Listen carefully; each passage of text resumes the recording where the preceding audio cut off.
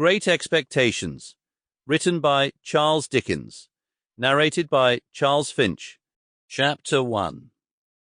My father's family name being Pirrip, and my Christian name Philip, my infant tongue could make of both names nothing longer nor more explicit than Pip.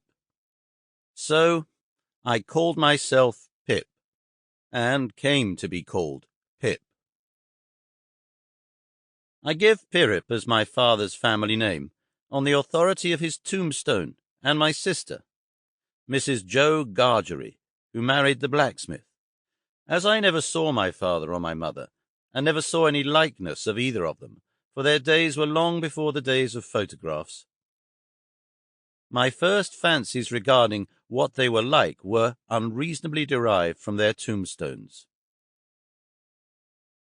The shape of the letters on my father's gave me an odd idea that he was a square, stout, dark man with curly black hair.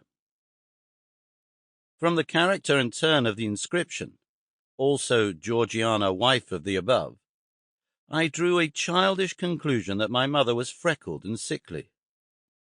To 5 little stone lozenges, each about 1.5 feet long, which were arranged in a neat row beside their grave, and were sacred to the memory of 5 little brothers of mine, who gave up trying to get a living exceedingly early in that universal struggle, I am indebted for a belief I religiously entertained that they had all been born on their backs, with their hands in their trouser pockets, and had never taken them out in this state of existence.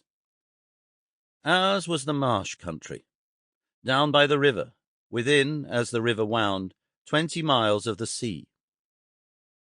My first most vivid and broad impression of the identity of things seems to me to have been gained on a memorable raw afternoon towards evening.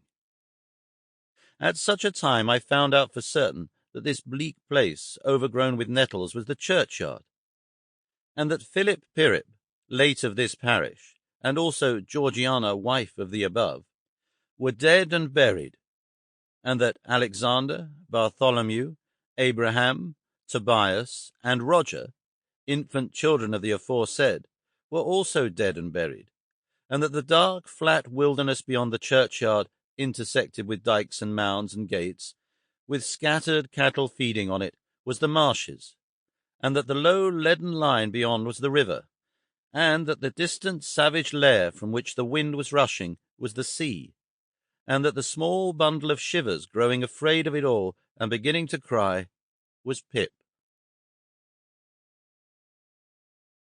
"Hold your noise," cried a terrible...